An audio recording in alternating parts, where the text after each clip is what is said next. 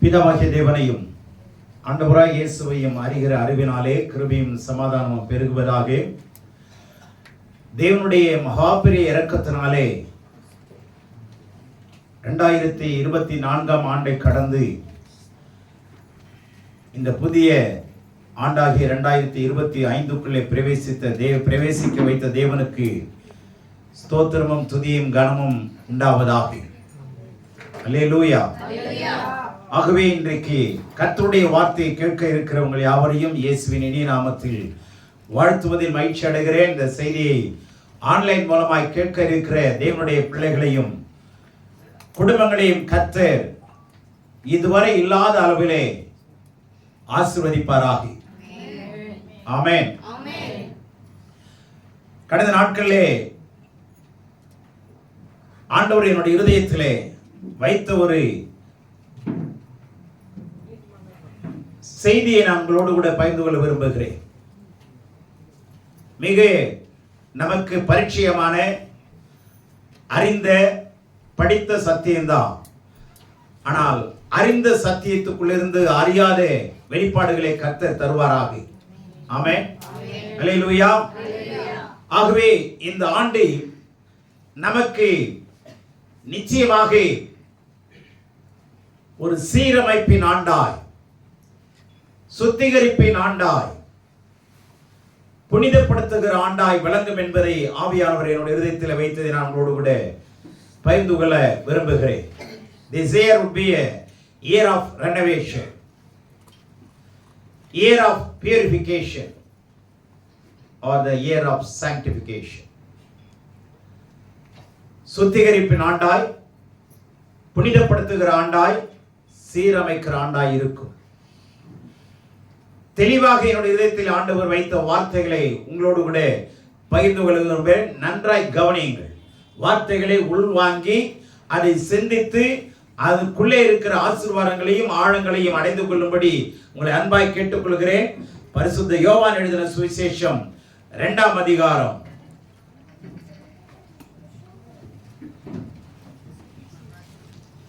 17ஆம் வசனத்தை வாசிக்கும்படி விரும்புகிறேன். அப்பொழுது உம்முடைய வீட்டை குறித்து உண்டான பக்தி வைராக்கியம் என்னை பட்சித்தது என்று எழுதியிருக்கிறதை அவருடைய சீஷர்கள் நினைவு கூர்ந்தார்கள். கவனிங்க, ஆண்டவர் இந்த 2வது அதிகாரம் முழுவதுமே கவனிச்சு பார்த்தீங்கன்னா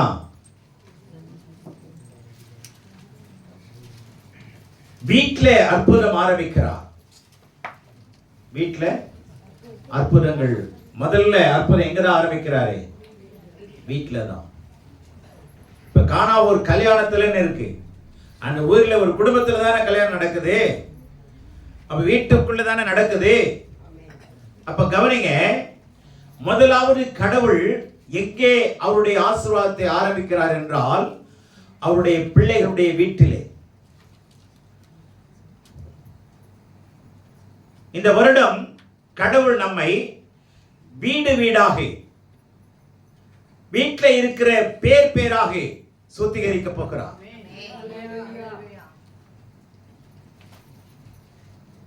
வீட்டை குறித்த பக்தி வைராக்கியம்,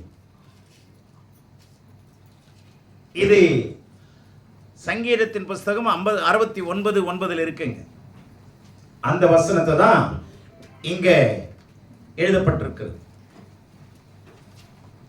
உம்முடைய வீட்டை குறித்து உண்டான பக்தி வைராக்கியம் என்னை பட்சித்தது என்று எழுதி இருக்கிறதை அவருடைய சீஷர்கள் நினைவு கூர்ந்தார்கள். இது அங்க சங்கீதக்காரன் சொல்லுகிறான் தீர்க்க தரிசனமாய், வீட்டை குறித்து உண்டான பக்தி வைராக்கியம், the zeal of thy house. கவனிங்க, இந்த ஆண்டுல வீட்டை குறித்த பக்தி வைராக்கியம் கடவுளுடைய உள்ளத்திலிருந்து எழும்புகிறது. இது ஒருவேளை ஆலயத்தில் நடந்த ஒரு சம்பவம் தான்.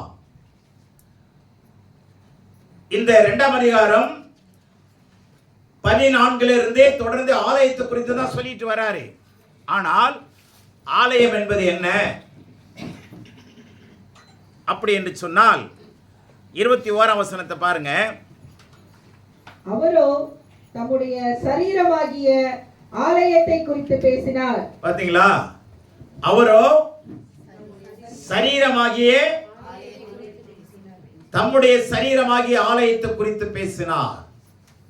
கவனித்துக் கொள்ளுங்கள், கட்டிடம் ஆலயம் அல்ல. இந்த கட்டிடம் ஆலயம் அல்ல. இது ஆண்டவரோடு கூட வரப்போறதும் இல்லை. கொஞ்ச நாள் கழிச்சு இந்த கட்டிடம் என்ன ஆயிடும்? பழசாயிரும், இடிஞ்சிரும். ஆகவே ஆலயம் என்பது யாரும் கட்டடம் என்பதை மனிதர் வைத்துக் கொள்ளாதீர்கள். இது மனிதர் கட்டினது. ஆனா இந்த சரீரத்தை யாரு கட்டினது, உண்டாக்கினது? கர்த்தர் தான். அப்போ இந்த சரீரம் தான் கடவுளுடைய ஆலயமாய் இருக்கிறதுன்னு வேதம் சொல்லுகிறது. உலகத்தில் எந்த வேதமும் நீங்க தான் கடவுளுடைய ஆலயம்னு சொல்லவே இல்லை. நீங்களும் நானும் கடவுளுடைய ஆலயமா இருக்கிறீர்கள் என்று எந்த வேதமும் சொல்லல. எல்லாமே கோயில்ங்கிறதும் மசூதிங்கிறதும் சர்ச்சுங்கிறதும் எதை குறிக்கிறாங்க? கட்டிடத்தை தான் அவங்க அர்த்தப்படுத்துறாங்க. ஆனா வேதம் அதை சொல்லல. அவர் உண்டாக்கின ஆலயம் எதுன்னா நாம் தான். இந்த ஆலயத்தை குறித்த பக்தி வைராக்கியம் கர்த்தருடைய இருதயத்தில் இருக்கிறது. ஆகவே இந்த ஆலயத்தை குறித்து ஆண்டவர் இந்த ஆண்டிலே மிகவும் பக்தி வைராக்கியமாய் இருக்க போகிறார். நீங்கள் நானும் மிகவும் கவனமாய் இருக்க வேண்டும். அதாவது இந்த 14வது வசனத்திலிருந்து நான் சுருக்கமா சொல்றேன். ஆண்டவர் எருசலேமுக்கு வராரு. அவருடைய தாயோடு சீஷர்களோடு சேர்ந்து எல்லாரும் சேர்ந்து வர்றாங்க. எருசலேம் வரும் பொழுது அங்கே பஸ்கா பண்டிகை நடந்து கொண்டிருக்கிறது. யூதர்களுக்கு மிகவும் முக்கியமான 3 பண்டிகைகள். ஒன்று பஸ்கா, இரண்டாவது பெந்தேகோஸ்தே பண்டிகை, மூன்றாவதாக கூடார பண்டிகை. இந்த 3 பண்டிகைகளும் கண்டிப்பா யூதர்கள் கொண்டாடுவாங்க. அப்போ முதலாவது எந்த பண்டிகை நடக்கிறது? பஸ்கா பண்டிகை நடக்கிறது. இந்த 3 பண்டிகையுமே யோவான்ல இருக்கு. ஆகவே இந்த பஸ்கா பண்டிகை என்று சொன்னால் ஏற்கனவே சொன்னேன், எகிப்திலிருந்து இஸ்ரவேல் ஜனங்கள் வெளியே புறப்பட்டு வந்த நாள் தான். அதை நினைவு கூர்ந்து ஆண்டவரை துதிக்கிற ஆராதிக்கிற பண்டிகை தான் பஸ்கா பண்டிகை. பஸ்கா பண்டிகை. இப்போ ஆண்டவர் ஆலயத்துக்குள்ள வராரு. முக்கியமான காரியங்களை நாம் சொல்லும்போது கவனிங்க. அங்க எருசலேம் ஆலயத்துக்குள்ள வராரு. வந்து பார்த்தா 14ஆம் வசனத்துல தேவாலயத்திலே ஆடுகள், மாடுகள், புறாக்கள் ஆகிய இவைகளை விற்கிறவர்களையும் காசுக்காரர் உட்கார்ந்து இருக்கிறதையும் கண்டார். இப்போ கவனிங்க, தேவாலயத்துக்குள்ள எதெல்லாம் உள்ள நிக்குது? ஆடு, மாடு, புறா, இதை விற்கிறவெல்லாம் உள்ள இருக்கிறான். ஆலயத்துக்குள்ள யார் இருக்கிறது? ஆடு, மாடு, புறா எல்லாம் உள்ள நிக்குது. இப்ப கவனிங்க, இதெல்லாம் எழுத்தின்படி கொண்டு போகாதீங்க, ஆவியின்படி நாம அர்த்தப்படுத்துங்க. ஆலயங்கிறது எதை சொல்லியிருந்தேன்? நம்முடைய சரீரமாகிய ஆலயம் தான் அவர் தங்குகிற வாசஸ்தலம். இப்போ சொல்லப்பட்ட அந்த 3 மிருகங்களுமே பலியிடப்பட வேண்டிய மிருகங்கள். பலியிடப்பட வேண்டிய இது எல்லாமே இப்ப ஆலயத்துக்குள்ள பலியிடப்படாம உயிரோடு இருக்குது பாருங்க. பலியிடப்பட வேண்டிய மிருகங்கள்லாம் இப்ப உயிரோடு இருக்குதா? இரண்டாவது, இந்த மிருகத்தை விற்கிறதுக்கு ஏற்பாடு பண்றான். பலியிடப்பட வேண்டிய மிருகங்கள் உயிரா இருக்கிறது மாத்திரம் இல்ல, இது என்ன பண்றான்? விற்கிறதுக்கு பார்க்கிறான். ஆலயத்தில் நடக்கிற விஷயங்களை கவனிங்க. பலியிடப்பட வேண்டிய, பலியாய் மாற வேண்டியவைகள் உயிராய் இருந்து கொண்டிருக்கிறது. நன்றாய் புரிந்து கொள்ளுங்கள். பலியிடப்பட வேண்டிய நாம் பலியாய் மாற வேண்டிய நாம் இன்னும் உசுரோடு இருந்துட்டு இருக்கிறோம். ஆண்டவர் பாருங்க என்ன சொல்றாரு, ஆலயத்துக்குள்ள எதெல்லாம் உள்ள இருக்குது, எல்லாம் அந்த சுபாவம் எல்லாம் உள்ள இருக்குது. சபைக்குள்ள வந்து உயிரா நின்றுகிட்டு இருக்குது 4 காலம் பலியிடப்படணும். ரோமர் 12:1 என்ன சொல்றார், இப்படி இருக்க சகோதரரே, நீங்கள் உங்கள் சரீரங்களை பரிசுத்தமும் பிரியமான ஜீவ பலியாய் தேவனுக்கு ஒப்பு கொடுக்க வேண்டும் என்று தேவனுடைய இரக்கங்களை முன்னிட்டு உங்களை வேண்டிக் கொள்ளுகிறேன். ஜீவ பலியாய் மாற்றப்பட வேண்டிய நீங்கள் நானும் இன்னும் பலியாகப்படாமல் இருக்கிறது. எல்லா மாம்சத்தில் உயிரோடு இருக்கிறது. மாம்சத்தில் சாக வேண்டியவர்கள், உலகத்தின் இச்சைகளுக்கு சாக வேண்டியவர்கள், கண்களின் இச்சைகளுக்கு சாக வேண்டியவர்கள், பொருளாசைக்கு சாக வேண்டியவர்கள். ஆண்டவர் பார்க்கிறாரு, எல்லாம் உயிரோட உள்ள நின்றுட்டு இருக்கு. ஆலயத்துக்குள்ள, தேவாலயத்துக்குள்ள அதை விக்கிறதுக்கு கொஞ்சம் பேர் உட்கார்ந்து இருக்கிறான். காசுகாரன் உள்ள வந்துட்டான், மாடு விக்கிறவன் உள்ள இருக்கிறான், ஆடு விக்கிறவன் உள்ள இருக்கிறான், பொருளை ஏலம் போடுறதுக்கு உள்ள இருக்கிறான். ஏலம் போடுறாங்களா இல்லையா இன்னைக்கு சர்ச்சில்? வெள்ளித்தட்டு, தங்கத்தட்டு, ஆசீர்வாத தட்டெல்லாம் ஏலம் போகுதா? கொண்டு வர கோழி குஞ்சு, கோழி முட்டை, கோழி எல்லாமே ஏலத்துக்கு விடுறாங்களா? ஆகுதா இல்லையா? ஆலயத்துக்குள்ள என்னென்னலாம் நடக்குது பாருங்க. தேவனுடைய பிள்ளைகளே, ஆலயத்துக்குள்ள நீங்களும் நானும் ஜீவபலியாய் மாற வேண்டும். பழைய ஏற்பாட்டில் பலிகள் சாகணும், புதிய ஏற்பாட்டில் ஜீவபலியா மாறணும்.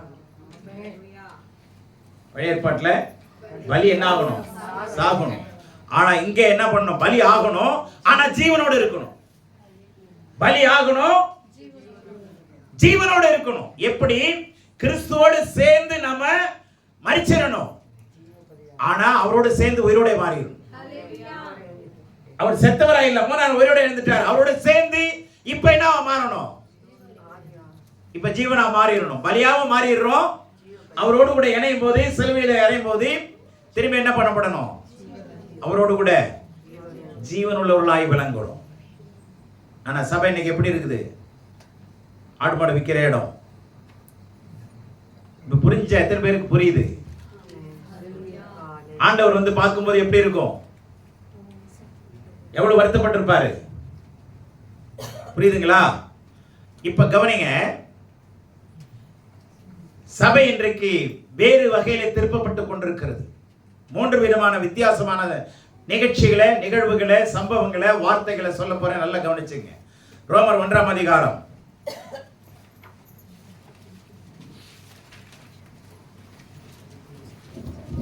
23ஆம் வசனம். 3 விதமான மாற்றங்கள், 3 விதமான மாற்றங்களை சபைக்குள்ள வந்துருச்சுன்னு 2000 ஆண்டுக்கு முன்னாடியே சொல்லிட்டாரு பவுல். சபைக்குள்ள 3 விதமான மாற்றங்களை செய்து கொண்டிருக்கிறார்கள். ஒன்று ரோமர் 1ஆம் அதிகாரம் 23ஆம் வசனம்.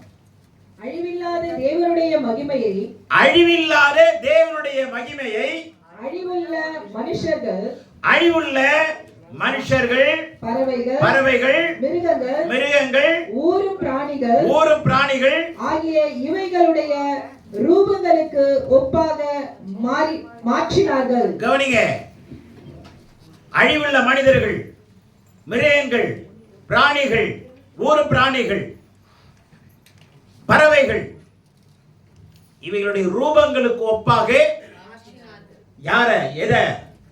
தேவனுடைய மகிமை. தேவனுடைய மகிமை புரியுதா? சபைக்குள்ள என்ன வந்துருச்சு, அழிவுள்ள மனிதர்கள். இன்னைக்கு சபைக்குள்ள இயேசு நான் தான் சொல்லாத அளவுக்கு பெருமையோடு இருக்கிற ஊழியக்காரர்கள், ஊழியங்கள்லாம் நடந்துகிட்டு இருக்கா இல்லையா? நடந்துட்டு. சரி, ஒண்ணு உங்களுக்கு சந்தேகம் இல்லாம சொல்றேன், வேற எதுவுமே இல்லை. புறா உள்ள இருக்குதா? வீட்டு சர்ச்சுக்குள்ள புறா, சர்ச்சுக்குள்ள படமா போட்டிருக்கிறாங்களா? வானத்திலிருந்து இறங்குற மாதிரி புறா படம்லாம் போடுறாங்களா? இதெல்லாம் போடலாமா? சபைக்குள்ள புறா வரலாமா? சில பேருக்கு சந்தேகம் இருக்கு. பரிசுத்த ஆவியானவர் சாயலா தானே சொல்லியிருக்கு, அதை ஏங்க வரக்கூடாதுன்னு சொல்றீங்க அப்படின்னா, புறாவை சொல்லலைங்க, புறாவுடைய சுபாவத்தை சொல்லியிருக்கு. புறாவை சொல்லல, புறாவுடைய சுபாவம், சாயல் இல்ல, சுபாவம். சாயல் கிடையாது. அதனுடைய சுபாவம் மென்மையானது, பரிசுத்தமானது. சரிங்களா? அந்த ஒரு தன்மையை தான் குறிப்பா பரிசுத்தாவியன் சொல்லியிருக்க தவிர புறாவுக்கு இணையா சொல்லப்படல. புறாவை போல அப்படின்னா புறாவினுடைய தன்மைகளுக்கு ஒத்தவராய். ஆமென். புரிந்து கொள்ளுங்க. அது இப்போ தன்மைகள் மாறி ஏதோ வந்துருச்சு, ரூபமா வந்துருச்சு, படமா வந்துருச்சு, காட்சி பொருளா வந்துருச்சு. இப்ப கடவுளுடைய மகிமை எதுக்கு இணையா கொண்டு வந்துட்டாங்க? பறவைகளுக்கு. இப்ப எந்த நிலைமையில நின்றுட்டு இருக்கோம் பாருங்க. 21வது நூற்றாண்டுலயும் இன்னும் புத்தி மாறல, நம்ம சுபாவம் மாறல. இன்னைக்கும் பெரிய பெரிய ஊழியக்காரருடைய வீட்டுல என்ன இருக்கு? புறா இருக்கு. சபையில புறாக்கள் வரையப்படுறாங்க. அப்ப அது விக்கிரகம் தானே? விக்கிரகமா இல்லையா? அதுதான் நானும் சபையில் அடிக்கடி சொல்றேன். கிறிஸ்துமஸ் எது வந்துருது? உள்ள குடில் வருதா? அதுக்குள்ள ஆடு வருதா? அதுக்கப்புறம் மரியாள் உள்ள நிக்கிறாங்களா? குழந்தை கையில இருக்கா? அப்புறம் தேவதூதன் வரானா? அதுக்கப்புறம் ராஜாக்கள் வர்றாங்களா? ஞானிகள் வர்றாங்க, மேய்ப்பர்கள் வர்றாங்க. எல்லா உருவமும் உள்ள வந்துருச்சா? இப்ப எதுங்க இதெல்லாம்? எவ்வளவு அழகா சொல்றாரு பாருங்க. மிருகங்கள், பறவைகள், மனிதர்கள், அழிவுள்ளது எல்லாமே இந்த ரூபங்களுக்கு ஒப்பாக மாற்றினார். சபைக்குள்ள அழிவுள்ள மகிமைக்கு அழிவில்லாத மகிமைக்கு அழிவுள்ளதை காட்டுறாங்க. புரிஞ்சதா? புரியலையா? அப்ப சபைக்குள்ளே நாம எப்படி இருக்கிறோம்? நமக்குள்ளே எந்த ரூபம் இருக்கிறது? மிருகங்களுடைய ரூபங்கள் நமக்கு இருக்கா? மிருகங்களுடைய சுபாவம் இருக்கா? வேணடி அவ திடீர்னு நாய் மாதிரி படைக்கிறா சொல்றாங்களா இல்லையா? நல்லதானே இருந்த நீ? எத்தனை பேர் சொல்றோம் மிருகமா மாறுறோம்? கோவம் வந்ததுன்னா நான் மனுஷியா இருக்க மாட்டேன். சில பேர் சொல்லுவாங்க நான் மனுஷியாகவே இருக்க மாட்டேன். அது கெட்ட கோவம் வந்துச்சுன்னா என்ன கதி ஆகுமோ தெரியாது. கெட்ட கோவம் வந்துச்சுன்னா அவ்வளவுதான். அப்ப மிருக சுபாவங்கள். சரி, அப்புறம் பாருங்க 25ஆம் வசனம். தேவனுடைய சத்தியத்தை அவர்கள் பொய்யாக மாற்றி. கவனிங்க, முதல்ல தேவனுடைய மகிமையை மாற்றினார்கள். சபைக்குள்ளே தேவனுடைய மகிமை மாற்றப்பட்டிருக்கிறது. அடுத்தது சத்தியம் மாறுகிறது. பொய்யாக மாற்றி சிருஷ்டிகளை தொழுது சேவியாமல், சிருஷ்டித்தவரை படைத்தவரை தொழுது சேவியாமல் சிருஷ்டியை தொழுது சேவித்தார்கள். சிருஷ்டியை தொழுது சேவித்தார்கள். சிருஷ்டியை தொழுது சேவித்தார்கள். கவனிங்க, ஆண்டவரை பெற்றெடுத்த தாயார் யாரு? மரியாள் தானே.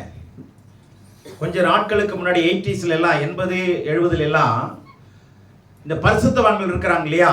யார்? பேதுரு, எல்லா அப்போஸ்தலர்கள், எல்லாருடைய அப்போஸ்தலருடைய சிலையும் கோயிலுக்குள்ள வச்சிருப்பாங்க. என்ட்ரன்ஸ்ல உள்ள போகிற வழியில ஒவ்வொருத்தரையும் தொட்டு கும்பிட்டு தான் என்ன பண்ணணும்? அந்த காலை தொட்டு கும்பிட்டு தான் உள்ள போவாங்க. இப்ப அந்த சிலைகள் நீக்கப்பட்டிருக்கு. ஆனா யாருமே நீக்கப்படல. மரியாளுடைய சிலை இன்னும் மீட்கப்படவில்லை, நீக்கப்படவே இல்லை. அப்ப கவனிங்க, விக்கிரகங்கள் உள்ளே இருந்து கொண்டுதான் இருக்கிறது. சரி, நமக்கு அங்கெல்லாம் நமக்கு இல்லையேங்க, நமக்கு விக்கிரகமே இல்லையே அப்படின்னு சொல்றீங்களா? அவபக்தி விக்கிரக ஆராதனைக்கு சமம். நீங்க அவிசுவாசப்பட்டீங்கன்னாவே அதுவே என்னதான்? அவபக்தி. எதற்கு சமமா இருக்கிறது? விக்கிரக ஆராதனைக்கு சமமா இருக்கிறது. இன்னொன்னு பொருளாசை. விக்கிரக ஆராதனை பொருளாசை அப்ப நமக்குள்ளே இருக்க இல்லையா? ஒருத்தரை பிரிச்சு மேய்ஞ்சிடுறோம்ல, ஒருத்தரை கடிந்து கொள்றோம்ல, ஒருத்தரை சபிக்கிறோம்ல. தேவனுடைய பிள்ளைகளே, வீடு எவ்வளவு சுத்தமாய் இருக்க வேண்டும் என்று தேவன் எதிர்பார்க்கிறார். அவருடைய வீடாகிய நம்முடைய சரீரம் எப்படி இருக்கணும்? சுத்தமாய் இருக்க வேண்டும். அவர் எதிர்பார்க்கிற விதமாக சத்தியத்தை பொய்யாக மாற்றுகிறார்கள். பரவாயில்லைங்க, இந்த சொல்றது பார்த்தீங்களா? அதுவே அதுக்கு அர்த்தம் எவ்வளவு தெரியுமா? ஒன்றும் ஆயிடாதுங்க. பரவாயில்ல, நீ சர்ச்சுக்கு போகலன்னா என்ன, பரவாயில்ல. சரியா, 1 மணி நேரம் ஜெபம் பண்ணாமல் போயிட்டோம், பரவாயில்ல. என்னைக்காவது வீட்டில் 1 மணி நேரம் டெய்லி ஜெபம் பண்ணுறோம், டெய்லி 1 மணி நேரம் வேதத்தை வாசிக்கிறோம். அப்படிப்பட்ட பரிசுத்தவான்கள் இருந்தீங்கன்னா சொல்லுங்களேன். வேதத்தை வாசிக்கிறது பெருசு இல்லைங்க, உலகத்தில் இருக்கும் கூட வாசிக்கிறாங்க, அது பெருசு இல்லை. ஆனால் அது சந்தோஷம்தான். ஆனால் வாசிக்கிறபடி நம்ம வாழணும், அதுதான் ரொம்ப முக்கியம். அல்லேலூயா. ஆகவே கடவுள் சத்தியத்தை மாற்றக்கூடாது என்று கட்டளையிடுகிறார். சத்தியத்தை எந்த விதத்தில் என்ன பண்ணக்கூடாது? மாற்றக்கூடாது. சடங்குகளாக என்ன பண்ணது? இப்ப மாறுதா இல்லையா? சடங்குகளாக மாறுதா? சத்தியம் என்னவா மாறுது? ஆமா, சடங்கை விட்டுட்டு சத்தியத்துக்கு வரணும். ஆனா சபை இன்னைக்கு சத்தியத்தை விட்டுட்டு எங்க போகுது? சடங்க தேடுது.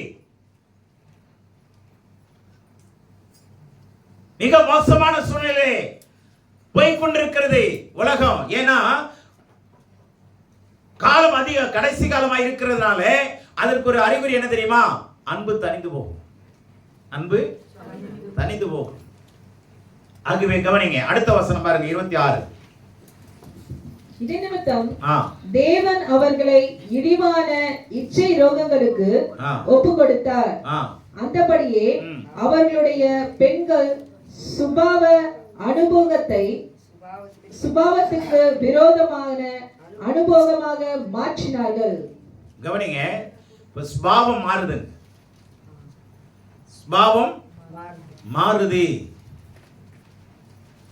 உலகத்துல அதிகமா இப்ப வளர்ந்துட்டு வர்றது எல்ஜிபிடி.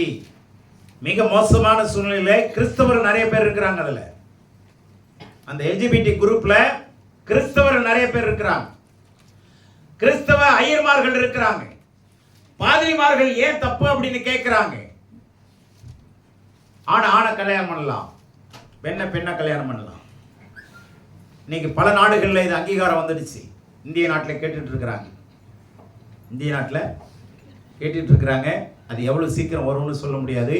அப்படி வந்துருச்சுன்னா சட்டப்படி ஐயரும் இங்க இருக்கிற ஊழியக்காரனும் வந்து கேட்டாங்கன்னா கல்யாணம் பண்ணணும். ஏன்னா கவர்மெண்ட் சட்டம் போட்டுச்சுன்னா என்ன பண்ணும்?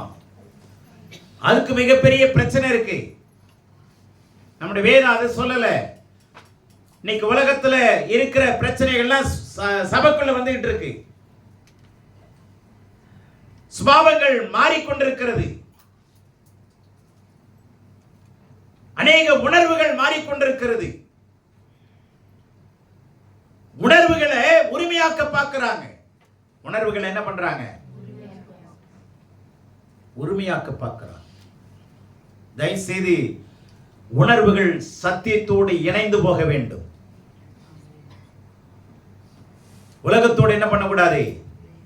ரோமர் 12:2 இந்த உலகத்திற்கு பிரபஞ்சத்திற்கு ஒத்த வேஷம் தெரியாமல், இப்ப பிரபஞ்சத்திற்கு இந்த பிரபஞ்சத்திற்கு ஒத்த வேஷம் தரிக்காதே. சரியான ஆடைகளை உடுத்துங்க. அன்னைக்கு கிழிஞ்சிச்சுன்னா தச்சு போட்டுக்குவான். இன்னைக்கு கிழிச்சு போட்டுக்கிறதே அது ஒரு ஸ்டைல் ஆகி உலகத்துல என்ன சொல்றானோ அதை நம்மால போட்டுக்குவான். எது அழகு, எது தேவனுக்கு விருப்பம், எது சரிங்கிறத கவனமா உங்க சரீரத்தை கடவுளுடைய ஆலயங்கிறத நினைச்சுங்க. ஆனாலும் பெண்ணானாலும் நம்முடைய சரீரம் யாருடையது? யாருக்கு சொந்தம்? அதை அலட்சியமாகவோ அருவருப்பாகவோ உடை உடுத்தாதீர்கள்.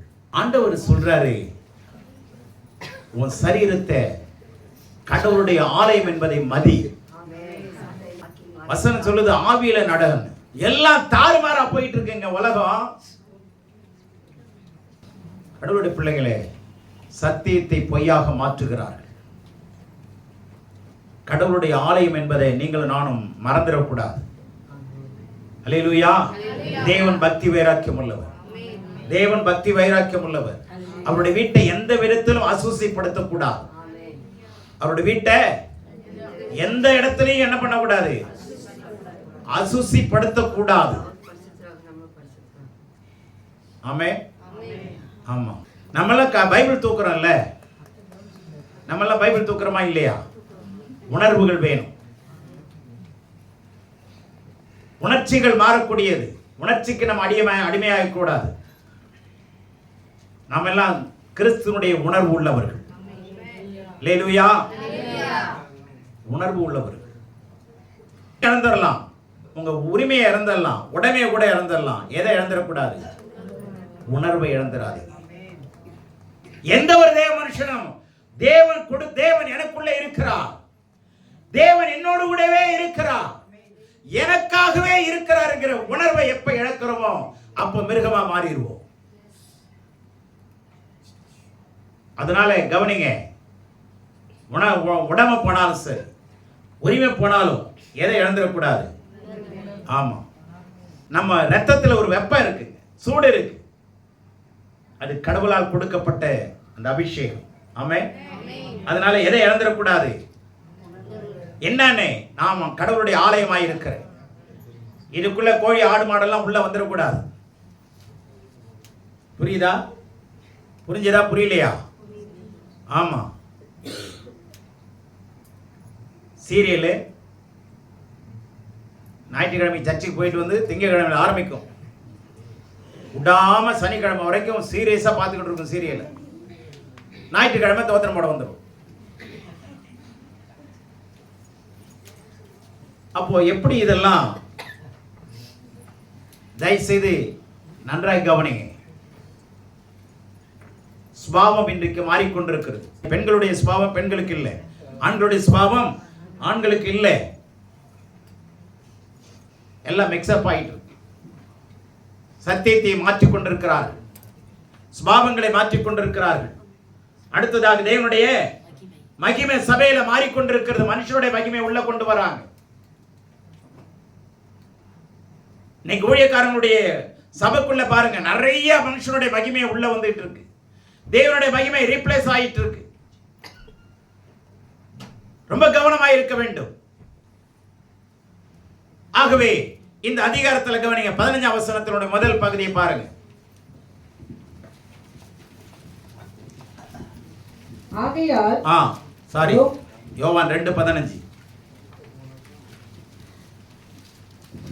காசுக்காரர் உட்கார்ந்து இருக்கிறதை கண்டு கயிற்றினால் ஒரு சவுக்கை உண்டு பண்ணி, கயிற்றினால் ஒரு சவுக்கை உண்டு பண்ணி அவர்கள் யாவரையும் ஆடு மாடுகளையும் தேவாலயத்துக்கு புறம்பே துரத்தி விட்டு காசுக்காரருடைய காசுகளை கொட்டி பலகைகளை கவிழ்த்து போட்டார். நல்லா கவனிங்க. இப்போ ஒரு விஷயத்தை சொல்ல வரேன். இந்த வசனம் தொடர்ந்து நான் படிச்சுட்டு வந்த வார்த்தை தான். ஆனா ஆண்டவர் இந்த நாட்களிலே என்னோடு பேசின விஷயத்தை நம்மளோடு கூட ஷேர் பண்றேன், கவனிச்சுங்க. இனி ஒரு நாட்களிலே ஆண்டவரை இயேசுவை ஏற்றுக்கொண்டவருடைய வீடுகளிலே சவுக்கை ஆண்டவர் எடுக்க போகிறார். எத்தனை பேர் ஒத்துக்கிறீங்க? எத்தனை பேர் இப்ப ஆமென் நிறைய வரல பாத்தீங்களா? அப்படியே அமுங்கிச்சு பாருங்க பாதி. நீங்க ஆமென் சொல்லனாலும் சொன்னாலும் இனி கடவுளுடைய வருகை தாமதமாகாது. அதற்கு மனவாட்டிகளை ஆயத்தப்படுத்தித்தான் ஆக வேண்டும். மனவாட்டிகளை ஆயத்தப்படுத்தித்தான் ஆக வேண்டும். அந்த கட்டாயத்துக்குள்ள வந்துட்டோம். கல்யாண வீட்டுக்குள்ள மாப்பிள்ளை வந்துட்டார், பொண்ணு வந்துட்டாருன்னா என்னதான் பண்ணி ஆகணும்? தாலி கட்டித்தான் ஆகணும், கழுத்தை நீட்டிதான் ஆகணும். ஆண் மணவாளன் வரப்போறாருன்னா நாம என்ன ஆகணும்? ஆயத்தமாயிதான் ஆகணும். இந்த வார்த்தை எனக்கு ரொம்ப கடுமையான வார்த்தையா இருந்தது. சவுக்கை ஆண்டவர் எடுக்க போகிறார். என்னங்க இப்படியெல்லாம் பேசுறீங்க அப்படின்றீங்களா? இல்லைங்க, வசனம் இருக்கு, அதனால தான் நான் சொல்றேன். நானா கற்பனையெல்லாம் ஒன்றும் சொல்லலைங்க. ஆண்டவர் ஊருடைய வீடாகிய சரீரமாகிய வீட்டை என்ன பண்ண போறார்? சுத்தம் பண்ண போறார் இந்த வருஷம். God is going to prune. Pruning operation is going to take place. Pruning என்ன தெரியுமா? ப்ரூனிங்னா கத்தரிக்கிறது. எது வேண்டாததெல்லாம். மரங்களை என்ன பண்ணுவாங்க? பனை மரத்தை என்ன பண்ணுவாங்க? சுத்தப்படுத்துவாங்க தெரியுமா? தென்னை மரத்தை சுத்தப்படுத்துவாங்க தெரியுமா? அதுக்கு பேரெல்லாம் ப்ரூனிங் பேர். ஆண்டவர் சீக்கிரம் வரப்போகிறார். ஆனா இப்ப ஆண்டவர் ஆவியாய் வரப்போகிறார். தேவன் ஆவியாய் இருக்கிறார். அல்லேலூயா. தேவன் அவரை தொழுது கொள்கிற யாவரும் ஆவியோடும் உண்மையோடும் தொழுது கொள்ள போகிறோம். அவர்கள் தான் மனவாட்டியாய் மாறப்போகிறார். ஆகவே ஆண்டவர் இயேசுவை ஏற்றுக்கொண்ட அத்தனை பேரும் வீட்டுல அந்த வீட்டை கர்த்தர் எப்படி சுத்தம் பண்ண போறாரு? சொல்லுங்க நல்லா. சவுக்க உண்டு பண்ணி பொளக்க போறாரு. நல்ல கவனிங்க. ஆனா ஒரு ஆறுதல் சொல்றேன். இதுக்குள்ள இருக்கிற மறைஞ்சிருக்கிற ஒரு ஆறுதல் என்ன தெரியுமா? ஆறுதலான வார்த்தை. அங்க கவனிங்க.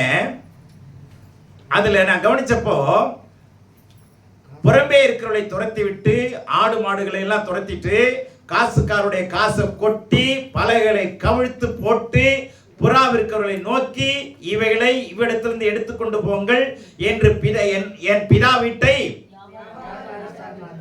வியாபார வீடாக மாற்றாதீர்கள். இதை நான் சொல்றேன் கவனிங்க. இதுல ஆடு மாடு புறா எல்லாம் உயிரோட இருக்கா இல்லையா? இந்த உயிரினங்களுக்கு பாதிப்பு கொண்டு வந்தாரா? இல்லைங்க. நல்லா புரிஞ்சுங்க.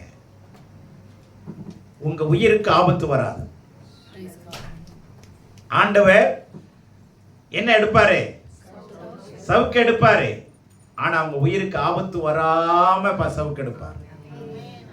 அவருடைய நுகம் மெதுவானது. எத்தனை பேர் ஆறுதல் அடைகிறீங்க? ஒத்துக்கிறீங்களா இல்லையா? அவர் சுமை லேசானது, நுகம் மெதுவாயும், சுமை லெகுவானது.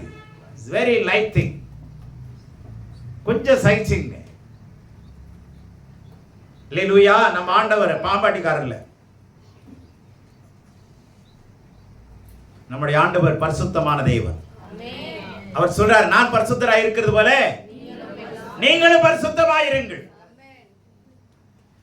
கொஞ்சம் நீங்க அல்லது அலட்சியமா, லெத்தார்ஜிக்கா, பரவாயில்ல சொல்லாதீங்க. இனிமே காலையில் எழுந்துறீங்களா? ஜெபம் பண்ணுங்க, பைபிள் வாசிங்க, கர்த்தருடைய சமூகத்தில் தேடுங்க. முதலாவது அவருடைய ராஜ்யத்தை தேடுங்க, அவருடைய ஆளுகையை தேடுங்க, அவருடைய வார்த்தையை தேடுங்க, அவருடைய பிரசன்னத்தை தேடுங்க, அவருடைய சமூகத்தை தேடுங்க. பின்னாடி வேலைக்கு போங்க. ஆமென். அப்பொழுது விரலாம் உங்களுக்கு. ஆமா. ஆனா மறந்துடாதீங்க, சவுக்கு முக்கியம். சவுக்கு ஆமா. பக்கத்தில் பார்த்து சொல்லுங்க. சொல்லுங்க. ஆமா, கண்டிப்பா சவுக்கு இருக்குது. இதுவரைக்கும் ஏமாத்திட்டு வந்தீங்கல்ல, ஊழியக்காரரை ஏமாத்துனீங்க, விசுவாசிகளை ஏமாத்துறது, அல்லது ஃப்ரெண்ட்ஸுகளை ஏமாத்துறது, வீட்டுக்காரனை ஏமாத்துறது, என்னென்ன வேலை பண்ணிட்டு இருந்தோம். இந்த வருஷத்துல சவுக்க கண்டிப்பா எடுப்பார். தீர்க்கதரிசனமா சொல்றேன். Beware of it. Aware of the word of God.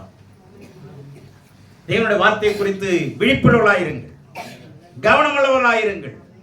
Corona வந்துச்சு, எல்லாரும் வாய்க்கு என்ன போட்டாங்க? வாய்க்கு என்ன போட்டான்? ஆமா, வாய மூடுறான்னா எல்லாம் வாய மூடிக்கிட்டு போச்சா? இல்லைன்னா 1000 ரூபாய் 5000 ரூபாய் ஃபைனுன்னா இல்லையா?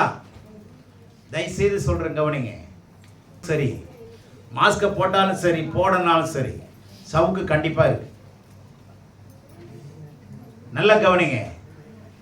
நாம பலியா மாறணும்னா ஒரு இடத்துக்கு நான் கொண்டு போறேன். எங்கன்னா 6000 ஆண்டுக்கு முன்னாடி கொண்டு போறேன். ஆபிரகாமுடைய பையனை பலியிட சொன்னார்.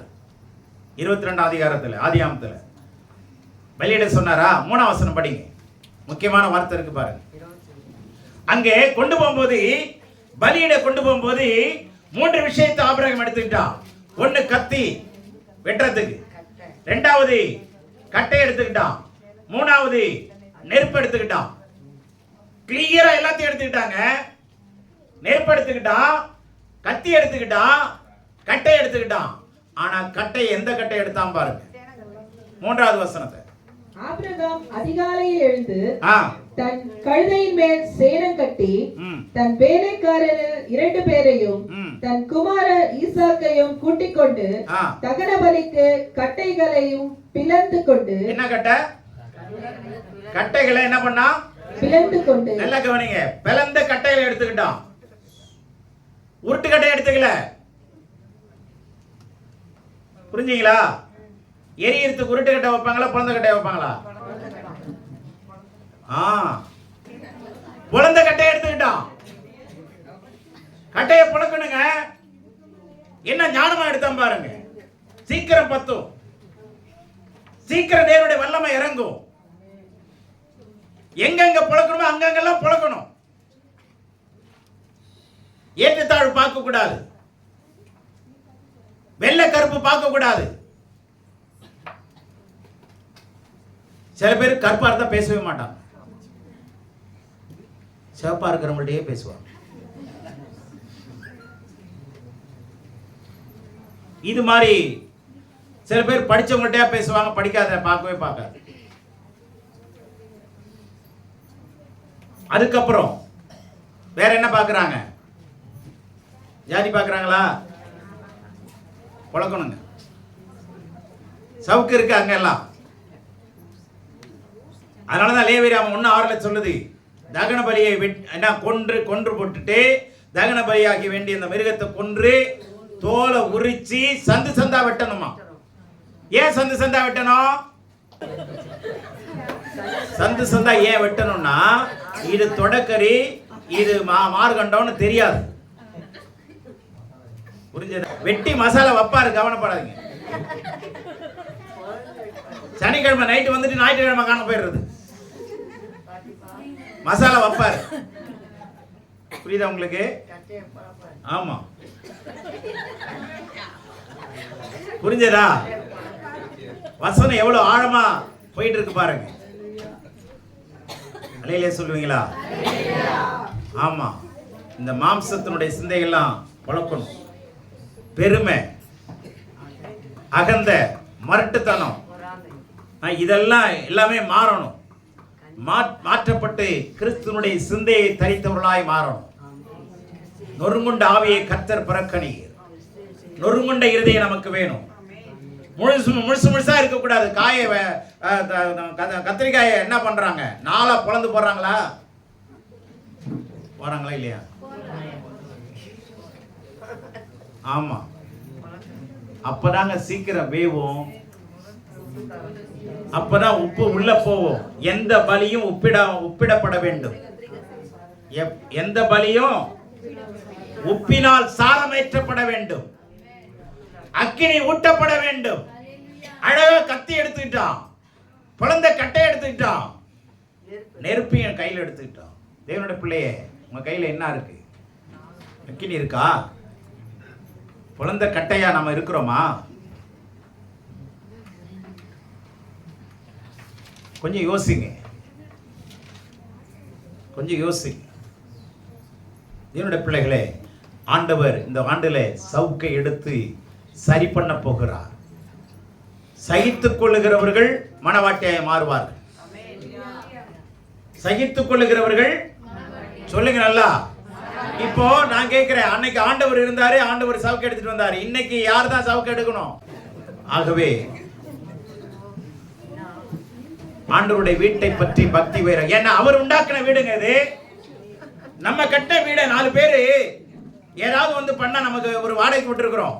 அந்த வீட்டை ஏதாவது ஒரு அதாவது ஏடகுடமா ஏதோ பண்ணிட்டு இருக்கிறாங்கன்னா நம்ம சும்மா விட்டுருவோமா? அதை எப்படி விடுவோம்? பார்த்தீங்களா? அதை எப்படி விடுவோம்? அவர் கட்டின வீட்டை நம்ம இஷ்டப்படி நம்ம வளர்த்துக்கிட்டு போறோமே. அதனால நல்லா கவனிங்க, முருங்கையை முறிச்சு வளர்க்கணும், வாழையை வெட்டி வளர்க்கணும், இல்லைன்னா ரெண்டும் ஆபத்தாகும். தயவுசெய்து நல்லா கவனிங்க. கர்த்தர் வீட்டை குறித்து பக்தி வைராக்கியம் உள்ளவராய் இருக்கிறார். அல்லேலூயா. எப்படி சுத்தம் பண்றாருங்கிறத நான் சொல்றேன், கவனிங்க. அப்போஸ்தலர் 15:9, இன்னொருத்தர் 2 தெசலோனிக்கேயர் 2:13. அப்போஸ்தலர் 15:9.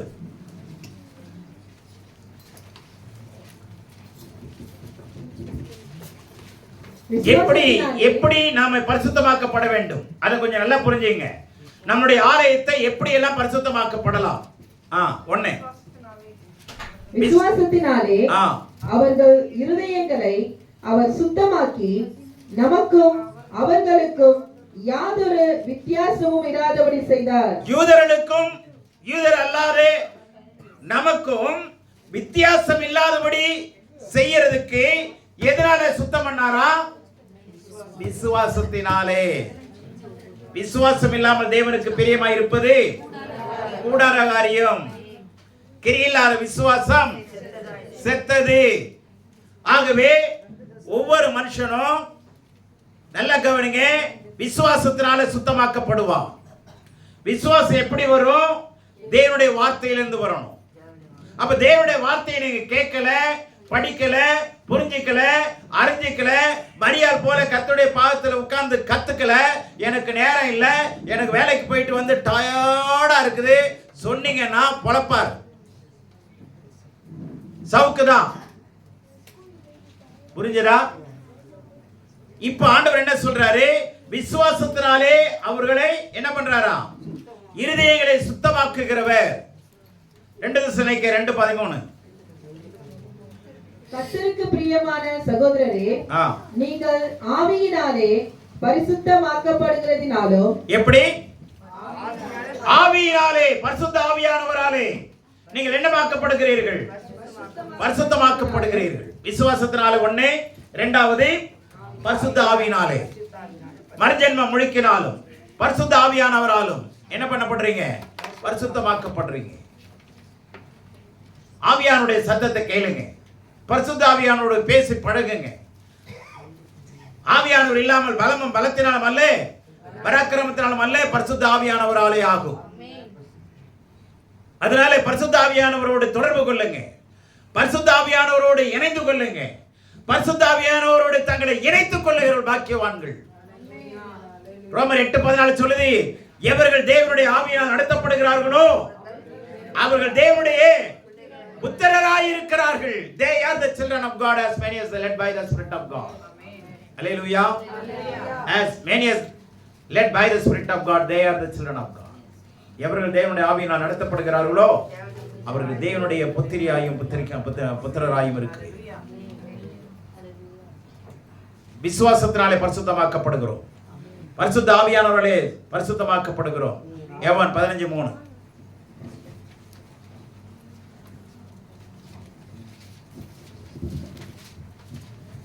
நான் உங்களுக்கு சொன்ன உபதேசத்தினாலே நீங்கள் இப்பொழுதே சுத்தமாயிருக்கிறீர்கள். நான் உங்களுக்கு சொன்ன உபதேசத்தினாலே நீங்கள் இப்பொழுதே சுத்தமாயிருக்கிறீர்கள்.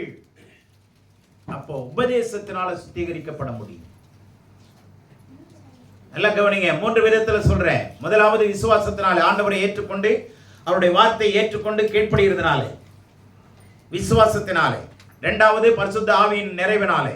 மூணாவது உபதேசத்தினாலே. உபதேசம் எங்க அப்படின்னா, நீங்க வேதத்தை முறைப்படி வந்து கற்றுக்கொண்டாதான் உபதேசம் உங்களுக்கு கிடைக்கும். வேதத்தை முறைப்படி கற்றுக்கொள்ளாதவங்களுக்கு இந்த இடத்த பிளாங்க் ஆயிடும். வேதத்தை வந்து நீங்க கற்றுக்கொள்ளல, சர்ச்சுக்கு நான் வர போறேன், போய் போக்குவரத்துமா இருக்கிறேன், ஆனா உபதேசத்தை கற்றுக்கொள்ளலைன்னா இந்த இடத்துல நாம என்ன ஆயிரும்? ஃபெயிலியர் ஆயிரும். அப்போ என்ன ஆகாது? பரிசுத்தமாக்கப்பட முடியாது. உபதேசம் ரொம்ப முக்கியம். கடவுளுடைய சட்டத்திட்டங்கள் முக்கியம். உபதேசத்துக்குள்ள சட்டத்திட்டம் இருக்கு, கடிந்து கொள்ளுதல் இருக்கு, அறிவுரை இருக்கு, நீதியை படிப்பிக்குதல் இருக்கு. இத்தனையும் இருக்குங்க உபதேசத்துக்குள்ள. கடிந்து கொள்ளுதல், அறிவுரை, அடுத்தது நீதியை படிப்பிக்குதல், எல்லாமே இருக்கு. அப்போ உபதேசத்துக்கு நீங்க வரலன்னா, எனக்கு சர்ச்சுக்கு போறதுக்கே எனக்கு நேரம் பத்தல சார் அப்படின்னா, ரட்சிக்கப்பட்டதனுடைய அர்த்தம் இல்லை, ஆண்டவருடைய மனவாட்டியா மாற முடியாது. அப்படியே கர்த்தர் உங்களை மாற்றணும்னா சவுக்கால தான் மாற்ற முடியும். அப்படின்னு என்ன, எங்கேயாவது ஒரு இடத்துல பிரச்சனை வரும், மாட்டிக்குவீங்க. அப்போ அந்த இடத்துல கதறி அழுது மன்னிப்பு கேட்டு மனம் திரும்பி வருகிறதுக்கு நமக்கு ஒரு சான்ஸ் இருந்ததுன்னா சந்தோஷம். ஆமென், அல்லேலூயா. புரிந்து கொண்டீங்களா? வேதத்தை கற்றுக்கொள்ள, உபதேசத்தை கற்றுக்கொள்ள பாருங்க. உங்களுக்கு கிடைச்ச நேரத்தில் இந்த நாளிலாகிலும் சமாதானத்துக்கு அடுத்தவைகளை அறிந்திருந்தாயனால் நலமாயிருக்கு. அறிந்து கொள்ளுங்க. இது தீர்க்கதரிசனமா நான் பேசிட்டு இருக்கிறேன். கடவுள் இந்த நாட்களிலே தேவன் நம்மை ஆசீர்வதித்துக் கொண்டிருக்கிறார். அல்லேலூயா.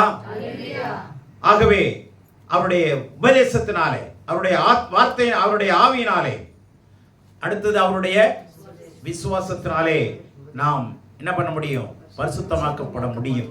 ஆனால் இங்க ஆண்டவர் சொல்றாரு பாருங்க, என்ன சொல்றாருன்னா, மத ரீதியான, ஆங்கிலத்தில் இருக்கு, தமிழ்ல இல்லைங்க, மத ரீதியான சடங்குகளை பின்பற்றாதிருங்கள்னு ஆங்கிலத்தில் சொல்றாரு இந்த வசனங்கள்ல. தமிழ்ல அதுல இல்ல. எல்லாத்தையும் கவுத்து போடுறாரு. கவுத்து போடுறாரா? விரட்டி அடிக்கிறாரா? துரத்துறாரா? எதை கவுக்கணுமோ அதெல்லாம் கவுத்துருங்க. புரியுதுங்களா? 15 புறம்பே தள்ளினார், துரத்தினார், காசுகளை கொட்டினார், கவிழ்த்து போட்டார். 16 எடுத்துக்கொண்டு போங்கள் என்று சொன்னார். வியாபார வீடாக்காதிருங்கள். எதெல்லாம் உங்க சரீரத்துக்குள்ள வீடாகிய கர்த்தருடைய ஆலயத்துல எதை கவுக்கணுமோ கவுத்துருங்க, எதை துரத்தணுமோ துரத்திருங்க, எதை வெளியில கொண்டு போகணுமோ கொண்டு போக சொல்லிடுங்க. புரிஞ்சதா நான் பேசுறது? ஆண்டவர் வீட்டுக்குள்ள இருக்கிறதெல்லாம் என்ன அழகா செய்யறாரா? வெளியே போக சொல்றாரா? புரியுதுங்களா? ஆதியாகமம் 35 அதிகாரம் படிச்சு பாருங்க. யாக்கோபு வீட்டை சுத்தப்படுத்துறான், எல்லாத்தையும் சுத்தப்படுத்துறாங்க. அந்த வீட்டை நீங்க அங்க போய் படிச்சு பாருங்க. அதனால உங்க சிந்தனையில, உங்களுடைய பழக்கங்கள், உங்களுடைய வழக்கம், நான் எனக்கு இப்படிதாங்க சொல்லாதீங்க. பழக்க வழக்கத்துல மாத்திருங்க, கலாச்சாரத்தை மாத்திருங்க, சடங்குகளை மாத்திருங்க, சம்பிரதாயத்தை மாத்திருங்க, பாரம்பரியத்தை மாத்திருங்க. மத்தேயு 15 அதிகாரத்தையும் மார்க் 7 அதிகாரத்தையும் படிச்சு பாருங்க. சடங்குகளுக்கு சம்பிரதாயத்துக்கும் அங்க சவுக்கடி கொடுக்கிறார் ஆண்டவர். மார்க் 7 மத்தேயு 15 படிச்சு பாருங்க. சடங்குகள் மனுஷனால் ஏற்படுத்தப்பட்டது, சத்தியம் கடவுளால் கொடுக்கப்பட்டது. சத்தியத்தையும் அறிவீர்கள், சத்தியம் உங்களை விடுதலையாகும். அல்லேலூயா. ஆகவே நீங்கள் பூரணமாக்கப்படுவீர்கள். அல்லேலூயா. ஆகவே கடவுள் நமக்கு இந்த வருஷத்திலே பரிசுத்தமாக்க போகிறார். நம்ம ஒவ்வொருத்தரும் எத்தனை பேர் சந்தோஷப்படுறீங்க? ஆண்டவரே, என்னை அடிச்சாவது என்னை மாத்திருங்க. ஆண்டவரே, என்னை அடிச்சாவது மாத்திருங்க. ஆனா உங்க ஜீவனுக்கு என்ன பண்ணாது? ஒரு சேதமும் வராது. ஒரு சேதம் வராது. நம்முடைய ஆண்டவர் மனதுருக்கம் உள்ளவர். ஆண்டவர் அடிச்சு போதிக்கிறவர் இல்ல, அடிச்சு திருத்துறவர் இல்ல, போதிச்சு திருத்துகிறவர். அல்லேலூயா. நம்முடைய ஆண்டவர் அடிச்சா ஒரு மனுஷனால என்ன பண்ண முடியாது? சொல்லுங்களேன், தாங்கவே முடியாது. உங்களுடைய வல்லமைக்கு இணையா நம்மளால ஒண்ணும் பண்ண முடியாது. ஆமென். அதனால எல்லாம் புரிந்து கொள்ளுங்க. என்ன சொன்னேன் இதுக்கு முன்னாடி?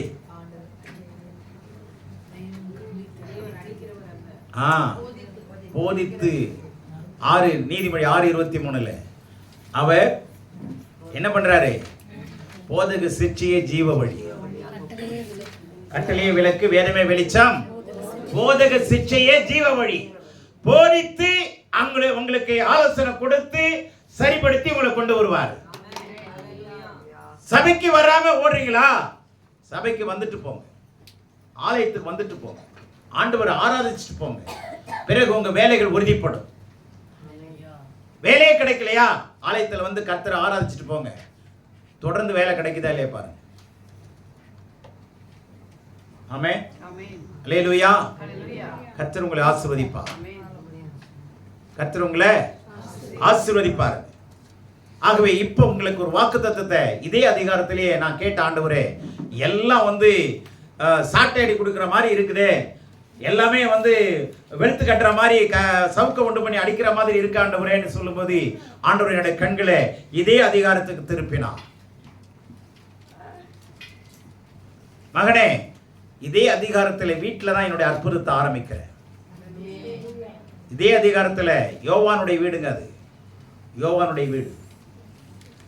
அந்த வீட்டில் தான் என்ன பண்றாரு? அற்புதத்தை ஆரம்பிக்கிறார். என்ன அற்புதம் மாறிச்சு? அதிசயங்கள் செய்கின்றவர் நடுவில் இருக்கிறார், அற்புதங்கள் செய்கிறவர் நம் நடுவில் வசிக்கிறார். தண்ணீரை இரத்தமாய் மாற்றினார், அதிசயம். தண்ணீரை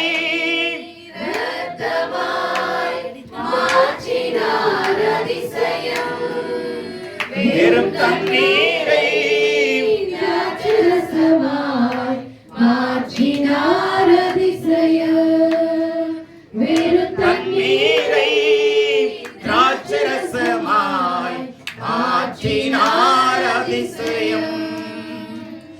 அதிசயங்கள் செய்கின்றவர் நம் நடுவில் இருக்கிறார், அற்புதங்கள் செய்கிறவர் என்றும் நமக்குள் வசிக்கிறார். நல்ல கவனிங்க. பழைய ஏற்பாட்டில் மோசே மூலமா செய்த முதல் அற்புதம் தண்ணீர் இரத்தமாய் மாறினது.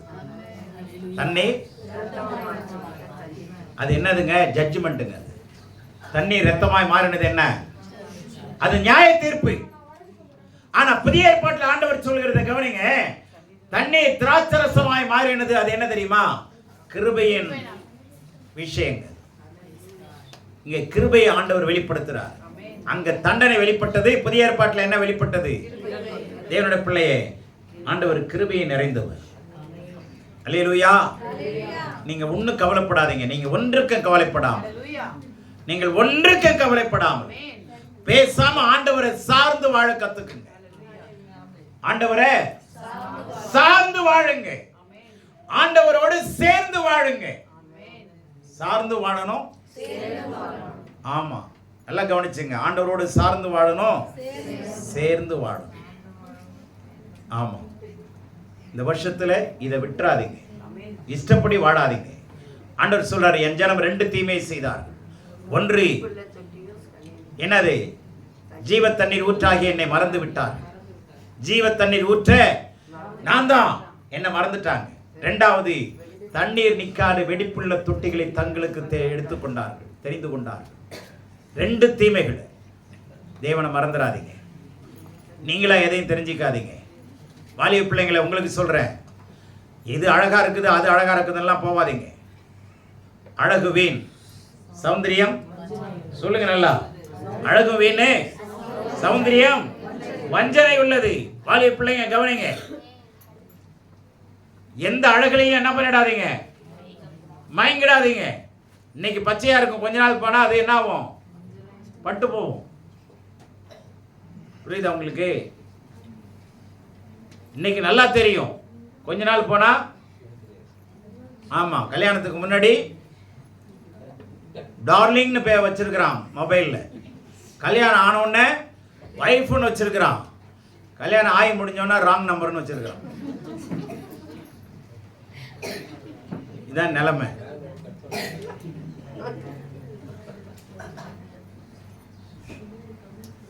வைஃப் நைஃப் ஆயிடுது. தேவனுடைய பிள்ளையை கவனிங்க. கடவுள் நம்மோடு கூட இந்த வருடம் அதிகமாக உறவாட போகிறார்.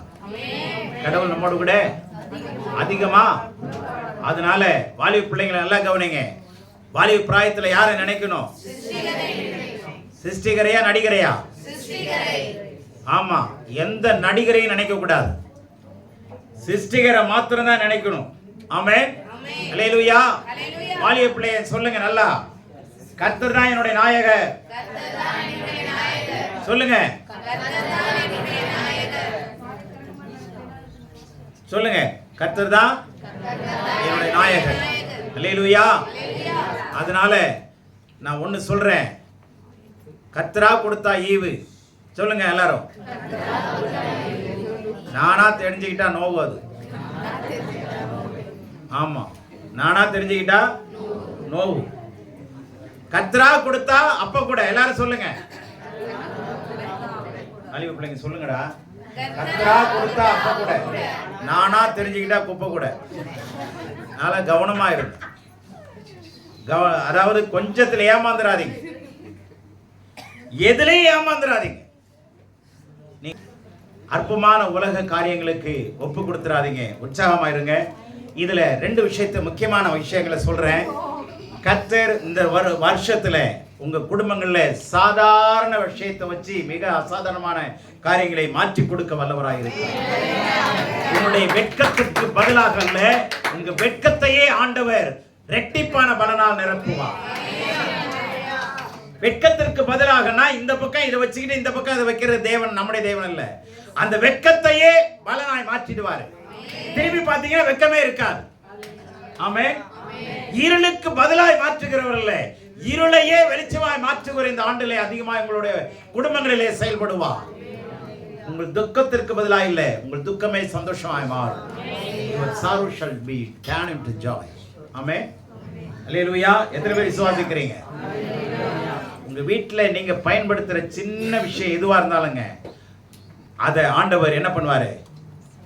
அந்த குடும்பத்துல பாத்தீங்களா எவ்வளவு பெரிய அவமானம் இல்ல, திராட்சரசம் இல்லாம போச்சு இல்ல. ஆனா ஆண்டவர் என்ன பண்ணாரு? அந்த வேலைக்கார இடத்துல சொன்னாரா, தண்ணிய நிரப்புங்க. ஆனா வேற யாருக்கும், இந்த வேலைக்காரனுக்கு ஆண்டவர் சொன்னது யாருக்குமே தெரியாது. ஆனா எல்லாத்தையும் குடிச்சிட்டு அவன் வந்து சொல்றான், குடிக்கிறதுக்கு முன்னாடியே, உபசரிக்கிறதுக்கு முன்னாடியே அந்த பந்தி விசாரிப்புக்காரன் சொல்றான் வந்து, ஐயா எல்லாருமே முந்தி நல்லதை கொடுப்பான், ஆனா நீங்க இப்ப கொடுத்துருக்கீங்க பாத்தீங்களா, என்ன டேஸ்டுங்க அது, எங்க இருந்தியா இதை கண்டுபிடிச்ச, நீ எப்படியா இதை மாத்தின? பிரமித்து போனா. இப்ப நான் சொல்றேன், உங்க வாழ்க்கையில பிரமிக்கத்தக்க காரியத்தை கர்த்தர் இந்த ஆண்டுல செய்யும். எத்தனை பேர் விசுவாசிக்கிறீங்க? மிரண்டு போயிருவீங்க. எப்படி இதெல்லாம் எப்படி நடக்குது? எத்தனை பேர் விசுவாசிக்கிறீங்க? இத்தனை ஆண்டுகள் சிறுமைப்பட்ட நாட்களுக்கும் துன்பத்தை அனுபவித்த வருஷங்களுக்கும் சரியா உங்களை மகிழ்ச்சியாக உங்கள் சாபங்கள் எல்லாம் ஆசீர்வாதமாக மாற்றப்பட்டிருக்க காண்பீர்கள். உங்களுடைய குடும்பங்களிலே ஆசீர்வாதம் உண்டாகும். அல்லேலூயா. அதுல ஒரு வார்த்தையை நான் உங்களுக்கு நல்லா சொல்றேன். எந்த வசனம்? 10 வசனம் பாருங்க. 2:10. எந்த மனுஷனும் முன்பு நல்ல ரசத்தை கொடுத்து ஜனங்கள் திருப்தி அடைந்த பின்பு ருசி குறைந்ததை கொடுப்பான். அதுல கவனிச்சீங்கன்னா ஆங்கிலத்துல இந்த பிகினிங்கிற வார்த்தை இருக்குங்க. ஆங்கிலத்தில் முடிஞ்சா படிங்க பார்க்கலாம் சீக்கிரம். And said unto him, every man at the beginning, every man at the beginning doth set forth good wine, and when men had well drunk, then that which is worse, but thou hast kept the good wine until now. The beginning of வார்த்தை எடுங்க. இப்ப நான் சொல்றேன், நல்லா கவனிங்க. இப்போ அற்புதங்களின் ஆரம்பம் இனிமேதான் ஆரம்பிக்கும். Day by day you are going to enjoy miracle after miracle, wonders after wonders. நீங்க இனிமே அற்புதங்களின் மேலே அற்புதங்களை காண்பீர்கள். இதுதான் ஆரம்பம்ன்றாரு. இப்ப செஞ்சாரு அற்புதம், இது ஆரம்பம். இன்னும் இதை விட அற்புதமா நடக்க போகுது. விசுவாசிக்கிறீங்களா? இதுதான் ஆரம்பம்.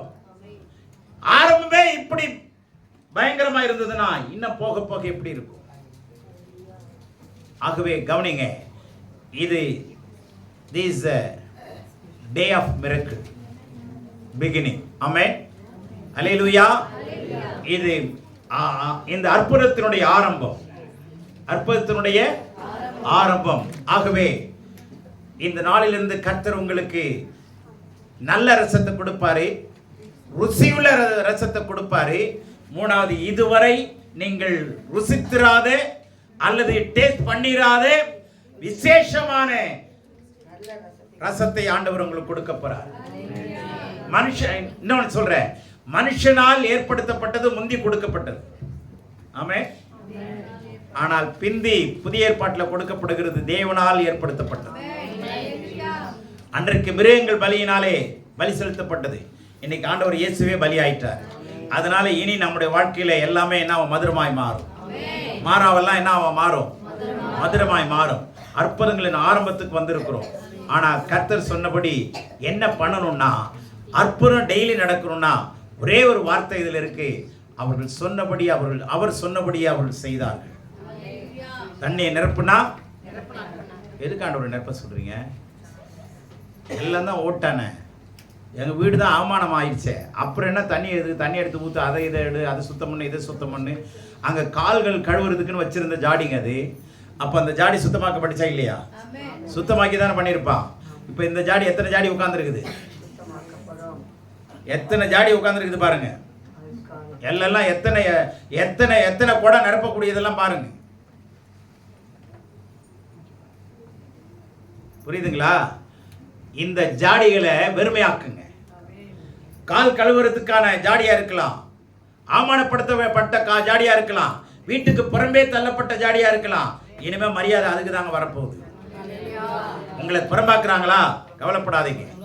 கடவுள் உங்களுக்குன்னு ஒரு கணத்தை கொண்டு வர போறார். ஒரு மரியாதை உங்களுக்குன்னு வரப்போகுது. உங்களை சுத்தம் பண்ணி ஃபுல்லா தண்ணி நிரப்ப போறாரு. அல்லேலூயா. அந்த தண்ணி ஆகிய வசனம் நிரம்ப போகுது. அந்த தண்ணி ஃபுல்லா நிரம்பிருச்சுன்னா அங்கே உங்களுக்கு குறைவே இருக்காது. நல்ல ரசம், ருசியுள்ள ரசம், இதுவரை பார்த்திராத ரசம். அல்லேலூயா. நீங்க அம்மியில அரைச்சு வச்ச ரசம் இல்ல, இது தேவனால் உண்டாக்கப்பட்டு கொடுக்கப்பட்ட ரசம், மதுரமான ரசம். இதுதான் ஆரம்பத்தின் அற்புதத்தின் ஆரம்பம். ஆமென். ஆகவே ஆண்டவர் என்ன செய்யறாருன்னா, வீட்டில இருந்து தாங்க அற்புதத்தை ஆரம்பிக்கிறார். வீட்டில இருந்து தான் அற்புதத்தை ஆரம்பிக்கிறார். அது உங்க வீட்டில இருந்து. ஆலயம் என்பது ஆண்டவருடைய சரீரத்தை சொன்னார். அதே மாதிரி நாமளும் தேவனுடைய ஆலயமாக இருக்கிறோம்.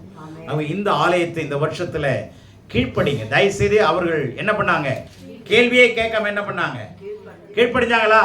தண்ணியை நிரப்பினாங்களா? சிம்பிளா நிரப்பினாங்களா? வேற எந்த ஒரு வெட்டி முறிக்கல. வந்து சொல்லி, ஆண்டவரே நீங்க சொன்னபடியே தண்ணி என்ன பண்ணிட்டோம், நிரப்பிட்டோம். ஆண்டவர் போய் ஜெபம் பண்ணலங்க, தண்ணி எடுத்துக்கொண்டு கொடுன்னு சொன்னாரா இல்லையா? அப்ப எப்ப மாறிச்சு அது?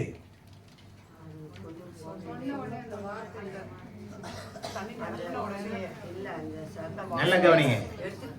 அவர்கள் போகும்போது மாறினது. தண்ணியை தான் எடுத்தாங்க, ஆனா போகும்போது மாறிச்சு. போகையில் சுகமானார்கள், வழியில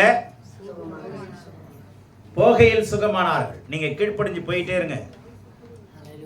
இன்றையிலிருந்து ஆண்டவர் என்னுடைய வீட்டில் இருக்கிற சாபங்கள் விலகிடுச்சு. வீட்டில் யாரு எது சொன்னாலும் கேட்காதீங்க. உங்க வீட்டில் 7 இருக்குதுன்னு சொன்னா கேட்காதீங்க. சொன்ன உனக்கு தான் 7. புரியுதா உங்களுக்கு? இனிமேல்லாம் ஆண்டவர் நமக்கு ஆசீர்வாதமாக இருக்கிறார். உங்க வீடு இனிமே சகல ஜனங்களுக்கும் ஜெப வீடா மாறும். உங்க வீடு சகல ஜனங்களுக்கும் ஒவ்வொரு வார்த்தையும் தீர்க்கதரிசனமா எழுதிக்கங்க. உங்க வீடு ஒவ்வொருத்தருடைய வீடும் சகல ஜனங்களுக்கும் ஜெப வீடாய் மாறப்போகுது. விசுவாசிக்கிறீங்களா? விசுவாசிக்கிறீங்களா? கர்த்தர் தாமே உங்களை ஆசீர்வதிப்பாராக. ஆமென்.